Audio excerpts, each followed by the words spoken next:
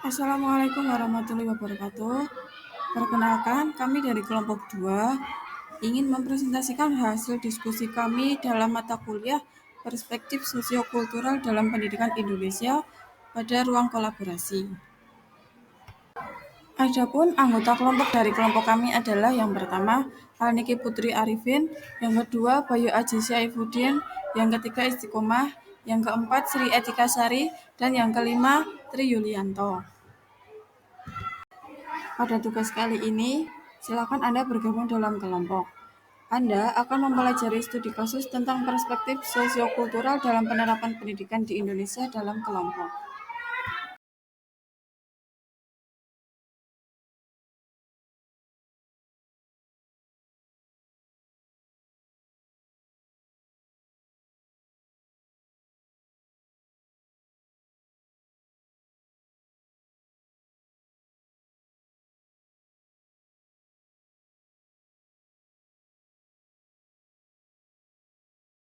Yang selanjutnya adalah bagaimana guru atau pengajar tersebut mempertimbangkan perspektif sosiokultural dalam cara mengajar.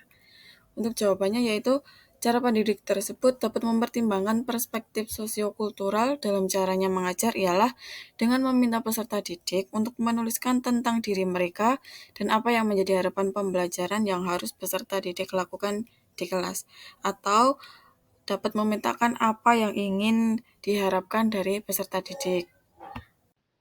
3. Cara lain yang Anda lakukan selain yang sudah diterapkan guru atau pengajar tersebut. Cara lain yang akan saya lakukan selain yang sudah diterapkan pendidik tersebut ialah menggunakan media pembelajaran dengan memanfaatkan kondisi lingkungan sekitar sehingga peserta didik tertarik untuk belajar dan tidak cepat merasa bosan. Pembelajaran yang diperoleh dari menganalisis studi kasus dan pembelajaran pada mata kuliah lain yang terkait.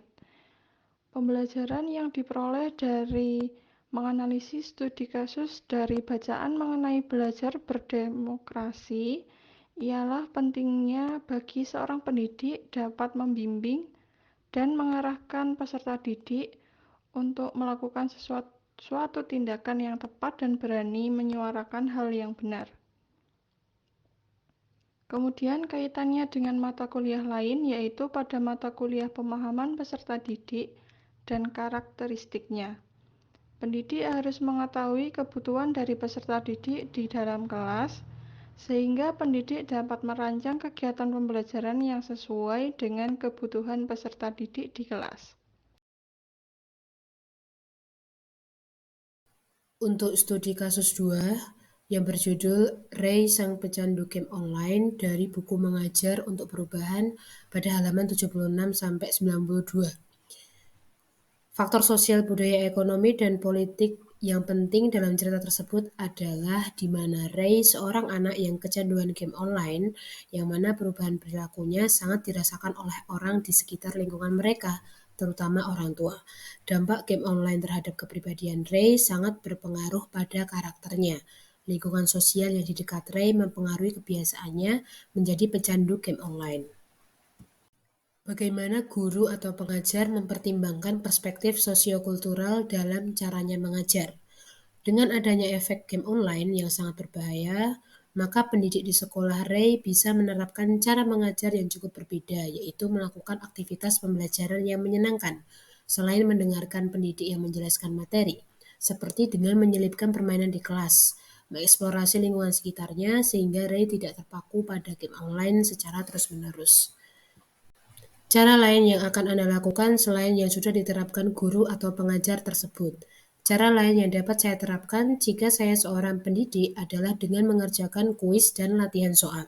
Mendengarkan materi disampaikan oleh pendidik akan membuat Ray menjadi bosan, apalagi kita tahu bahwa gaya belajar anak berbeda-beda, jadi sebagai pendidik perlu menerapkan metode atau model pembelajaran yang berbeda-beda. Untuk yang keempat, pembelajaran yang diperoleh dari menganalisis studi kasus dan pembelajaran pada mata kuliah lain yang terkait. Jawabannya, pembelajaran yang diperoleh dari cerita ini dengan mata kuliah lainnya yaitu mata kuliah pemahaman perkembangan peserta didik serta mata kuliah rencana pembelajaran dan asesmen. Dengan mempelajari mata kuliah ini, saya harap saya bisa memahami cara mengatasi kekurangan peserta didik yang berbeda dan menggunakan metode pembelajaran yang bervariasi pula untuk mengeluarkan potensi peserta didik dan membuat mereka termotivasi untuk belajar. Yang ketiga, studi kasus pada cerita melawan setan bermata runcing, pengalaman gerakan pendidikan Sokola, halaman 125-156.